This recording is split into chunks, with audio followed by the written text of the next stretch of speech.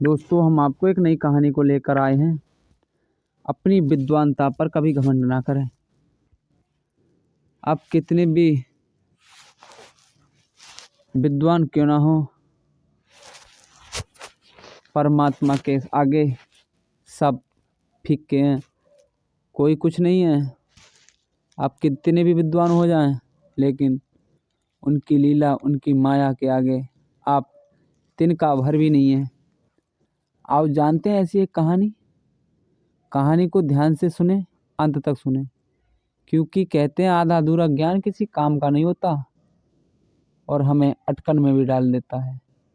कोई बात हम किसी के सामने करने पड़ जाएं और उसका पूरा जवाब ना पता हो तो हम फंस सकते हैं। इसीलिए कहते हैं कहानी को पूरा सुने, ध्यान से सुने, अंत तक सुने। हमारे चैनल पर बने रहें सत्य और धार्मिक पर। नए हैं तो सब्सक्राइब कर लें, बेल आइकन को ऑल पर सेलेक्ट कर लें। एक लाइक कर कमेंट में बताएं यह कहानी आपने किस जगह से सुनी है। चलो शुरू करते हैं कहानी को। महाकवि कालिदास रास्ते में थे। प्यास लगी, वहाँ पर एक पनिहारी पानी भर रही थी। कालिदास बोले, माते पानी पिला दीजिए, बड़ा पुण्य होगा। पनिहारी बोली, बेटा तुम्हें जानती नहीं मैं, अपना परिचय दो, मैं पानी पिला दूंगी। कालिदास विद्वान थे, वो अपने तरीके से बात कर रहे थे। कालिदास ने कहा, मैं मेहमान हूँ, कृपया पानी पिला दें। पनिहारी बोली, तुम मेहमान कैसे हो सकते हो? संसार में दो ही मेहमान हैं, पहला धन और दूसरा यौवन। इन्हें जाने में समय नहीं लगता।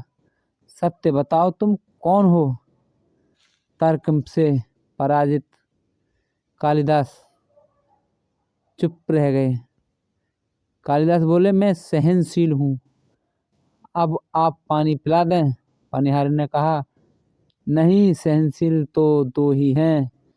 पहली धरती जो पापी पुण्यात्मा सबका बोझ सहती है, उसकी छाती चीरकर बीज बो देने से भी अनाज के भंडार भर देती है। दूसरा पेड़ जिनको पत्थर मारो फिर भी मीठे फल देते हैं। तुम सहनशील नहीं हो सकते, सच बताओ तुम कौन हो? कालिदास मूर्छा की स्थिति में आ गए और तर्क वितर्क से झल्ला उठे। कालिदास बोले, मैं हठी हूँ। पनिहारी फिर बोली, फिर असत्य। हठी तो दो ही हैं, पहला नख और दूसरा केस। कितना भी काटो बार बार निकल आते हैं। सत्य कहें, कौन है आप? कालिदास अपमानित और पराजित हो चुके थे।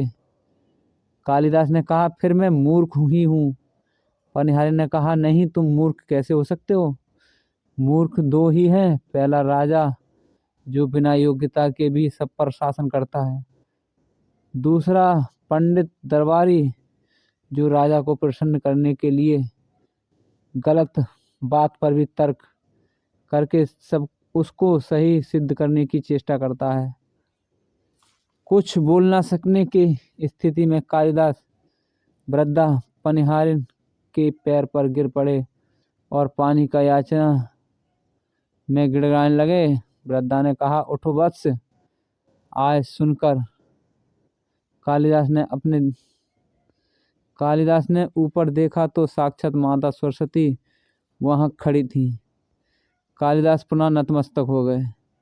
माँ ने कहा, शिक्षा से ज्ञान आता है, ना कि अहंकार से। तूने शिक्षा के बल पर प्राप्त ज्ञान और प्रतिष्ठा को ही अपनी उपलब्धि मान लिया और अहंकार कर बैठे, इसलिए तुम्हारे छिजू खोलने के लिए ये स्वांग करना पड़ा। कालिदास को अपनी गलती में समझ में आ गई और भरपेट पानी पीकर वो आगे चल पड़े। तभी तो कहते हैं विद्वानता पर कभी घमंड ना करें। घमंड विद्वानता को नष्ट कर देता है। दो चीजों को कभी व्यर्थ नहीं जाने देना चाहिए, एक तो अन्न के कण और दूसरा परमात्मा के आनंद के क्षण।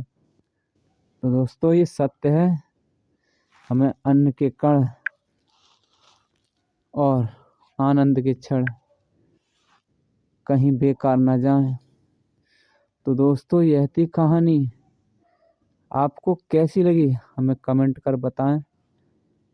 हमारे चैनल पर नए हैं तो सब्सक्राइब कर बताएं और एक लाइक इस कहानी को अवश्य करें। कहानी यहीं ख़त्म होती है, मिलते हैं कल।